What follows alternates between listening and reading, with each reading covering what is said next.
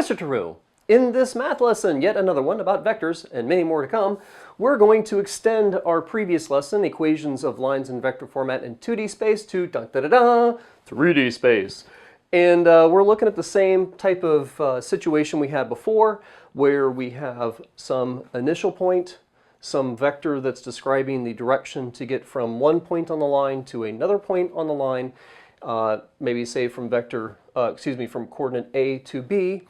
And then we're going to be describing every other point on the line, point R, in terms of that initial point, whether it's point A or point coordinate B or whatever, and a direction vector, which is sort of acting like a gradient or slope of a line.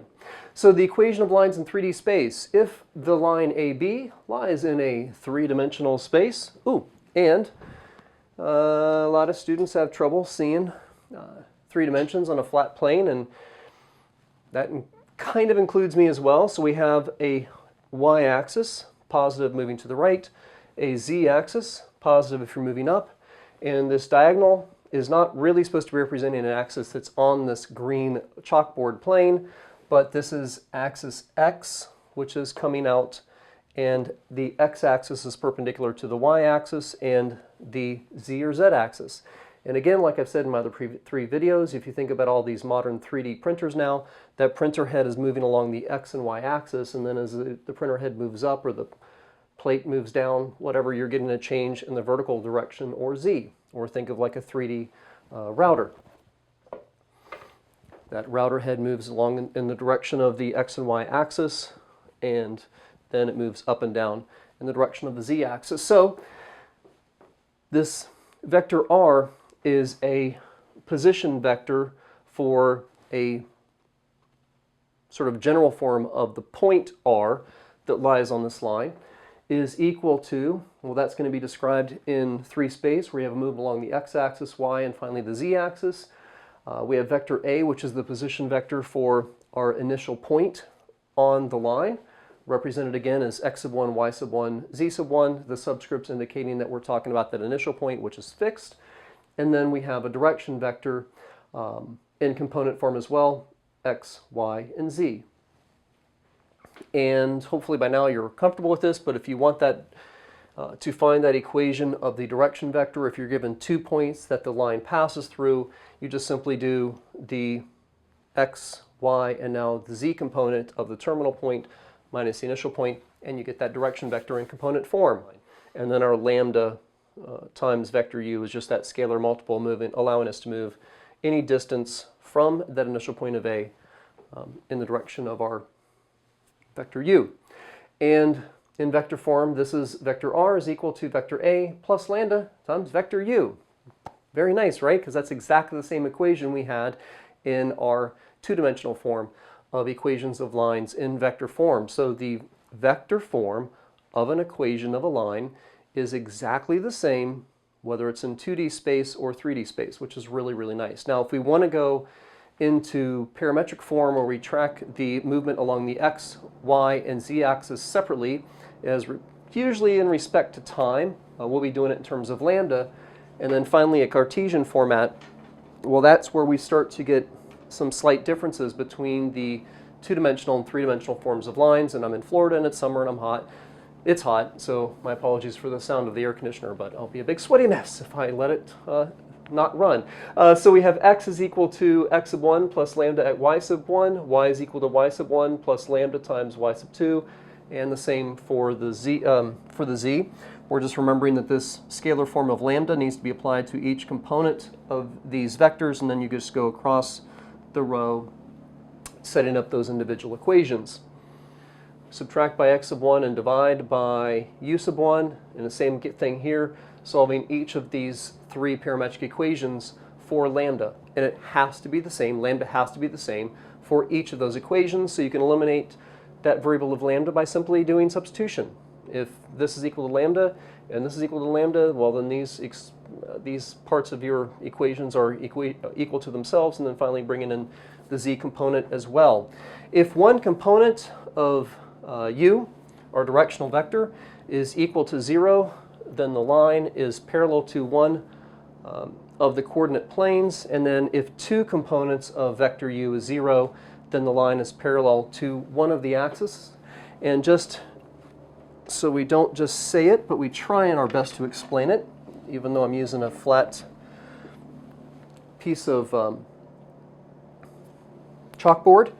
But if I bring in a little bit of a three-dimensional aid, we have our y-axis, we have our z-axis, and we have some initial point of A. Well, if our directional vector u maybe it's 2, 3, 0, then to go from our initial point of A, we would move out 2 units on the x-axis, to the right 3 units on the y-axis, and then along the z-axis you don't move at all. So from this point, maybe it's, just to make this easy, maybe it's actually in this plane and we're looking at 0, -3, 1. So from the origin, don't move along the x-axis, just move to the left 3 units because our y is negative, and up 1 because our z is positive. If we move forward 2 and then right 3 and don't move up or down at all, well then you're going to have a line kind of coming out in this direction. Maybe I'll just do this with my forearm. Well then that line is going to be parallel to the xy axis, or the xy plane, excuse me, because one component of our directional vector is equal to 0. And then if both or two components are equal to 0, then maybe from this point 0, -3, 1, let's see here, we just simply move forward positive 2 units on the x-axis, don't move along the y-axis, don't move left or right, don't move anything along the z-axis, don't move up or down, just from here go out 2 units and then let that be a line. Okay, well that's coming out towards the camera, or towards the camera, and you're going to get a line which is parallel to this case, just the x-axis. So just a little bit of footnotes to remember as you go through these. It might make your work and a couple of questions to your homework a little bit easier if you just have that in the back of your mind, or just look at the geometry of what's going on. First example coming up right after the phone. No. So first example of 2. We're going to look at this line L that has the vector equation, vector r is equal to 1, -1, 3 plus lambda times -1, -2, 1, 2. Initial point, direction vector, some number of scalar multiples applied to that vector gets us all the coordinates along the point. Well, we're going to find 2 distinct points on L. And if you watch my lesson on two-dimensional vectors, you'll see that all these examples work pretty much the same between two-dimensional and three-dimensional vectors. It's very, very nice. So we're going to go ahead and let lambda equal 0, and that's going to give us the, actually let's do this. Let's write these in parametric form first. I don't need to, but I just think it makes it nicer the way the work comes out for the video, and hopefully for your understanding. So we're going to write this in parametric form, which means we're going to write vector r as x, y, z, and get.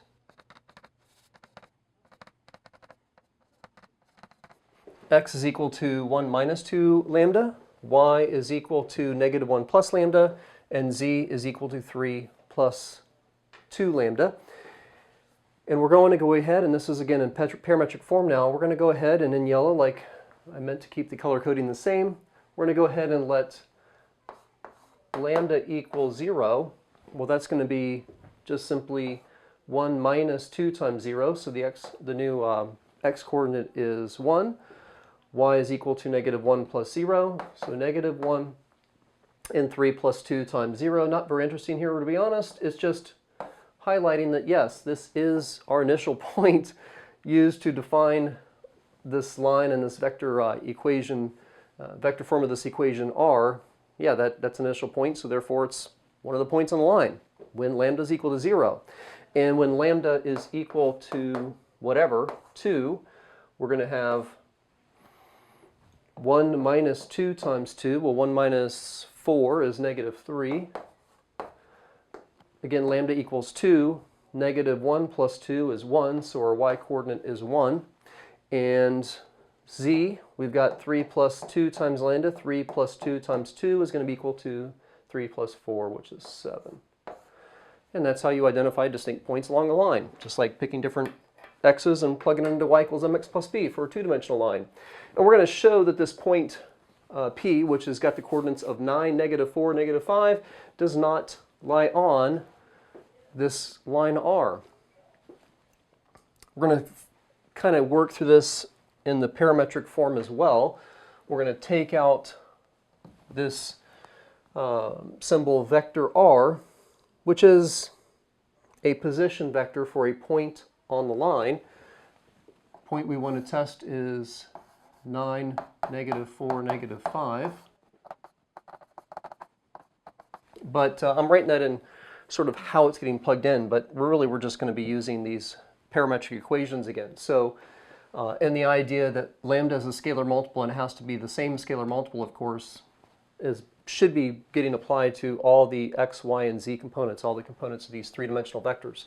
So if x is equal to 9, then 9 should be equal to 1 minus 2 times lambda, subtracting by 1, dividing by negative 2, we get that lambda is equal to negative 4. Now, lambda, again, is not a constant. It's just telling you how, what's the scalar multiple you're going to apply to this component form, to this vector. And scalar multiples just change the length, change the magnitude of a vector. So just how far you move in this direction from that initial point. So lambda had to have or be a scalar multiple of negative 4 to go from the x-coordinate of 1, in this point basically 1, negative 1, 3, to 9. Now, is that scalar multiple still going to work, the scalar multiple of negative 4, going to work for the y-coordinate of negative 4 and the z-coordinate of negative 5 when we derive this lambda from the x-coordinate of 9? Well, y is equal to negative 1 plus lambda, and we determined that lambda was negative 4, and that means that y should be coming out to be negative 1 minus 4, which is negative 5. Well, if we had gotten an answer of negative 4, we would have to keep going and realize, okay, we derived lambda for that specific x-coordinate of 9. It worked for the y-coordinate. Now let's make sure it still works for the z-coordinate, that lambda of negative 4 works for all three parts of this coordinate, but it already failed. Negative 5 is not equal to the negative 4 which this coordinate has. Therefore, P is not on the given line. Okay, and that's how you check whether or not a point is on a line. Very similar to, you could argue, basically exactly the same as it was for checking a two-dimensional line. Write down a vector equation of the line through P parallel to L. Well, finding equations of lines is always the same, even in vector format. You need a point and a gradient or slope, and our directional vector or vector u is acting as that gradient.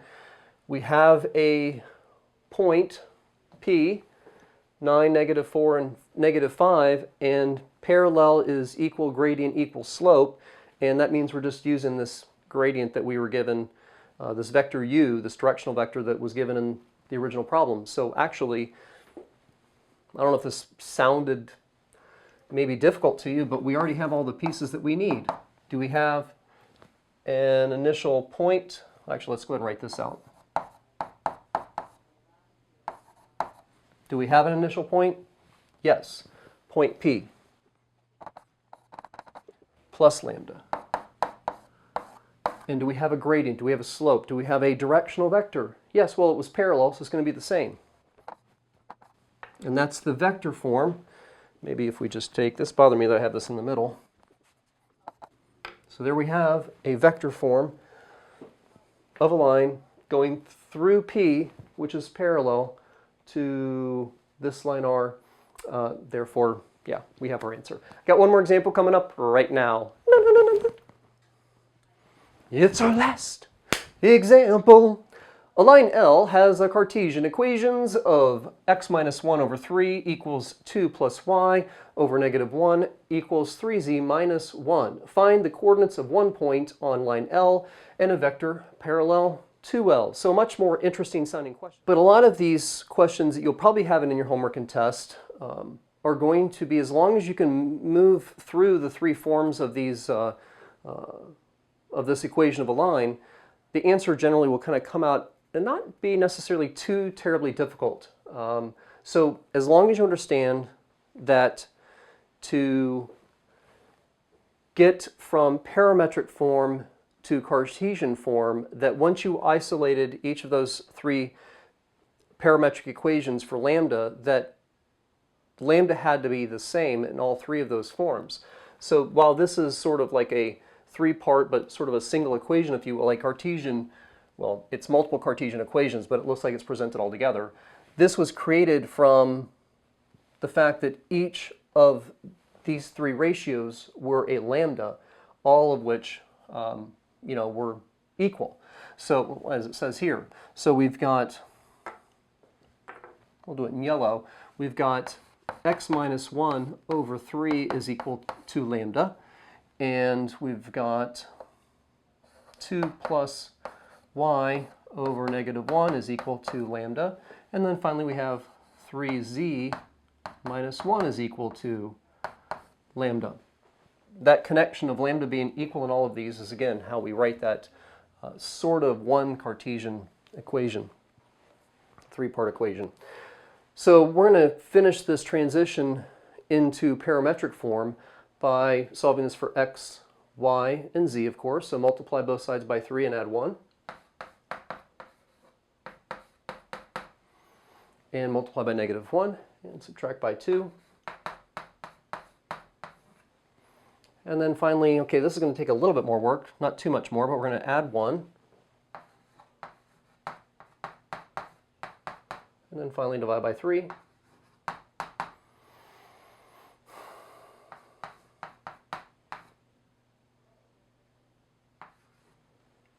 Okay, so we have our three parametric equations.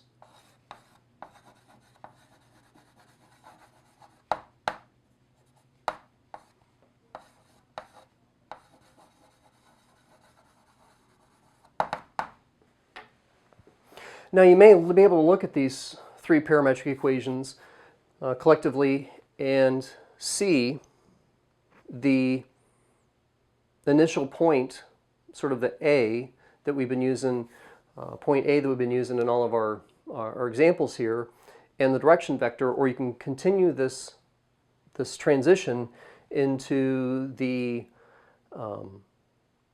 vector form of this line.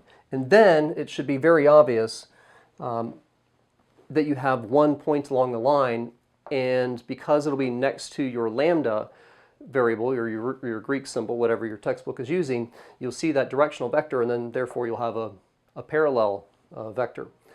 So let's see here. How do we go from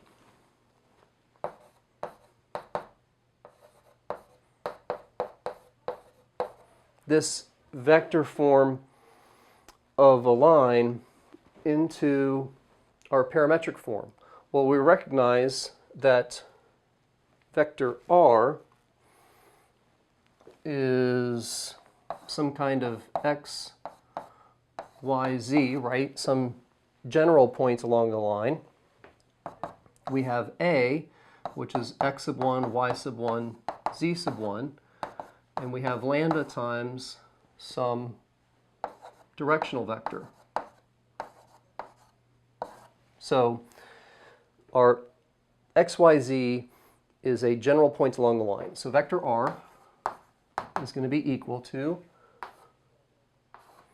so this x, this y, this z, x, y, z is going to be equal to some initial point plus lambda times your directional vector. So lambda is a coefficient for the components of your directional vector. Well, this lambda is then basically a coefficient for 3. So this 3 is going to go in here as our u sub 1, and we have a plus 1. So from 1, from some initial x coordinate, you're moving some multiple of 3 horizontally. So that 1 goes here. Now hopefully you start to see it. We have some initial y coordinate, and then this lambda is a, I just said it a second ago, coefficient, hello, of -1, and lost the word there. And then z, well, you might want to actually write this a little bit differently, expand this out a bit, maybe use an eraser. See, our initial z component or the z component of our initial point is 1/3, well, the position vector of our initial point, and our z component for the direction vector is also 1/3. So do you want some point on this line? Well, there's your initial point. Write it as a point though, right? Don't write it as another vector. And a vector parallel to the line? Yeah, well, what's your direction vector? Your direction vector is 3, -1, 1/3. And that is the end of our second and last example. I'm Mr. True. Bam!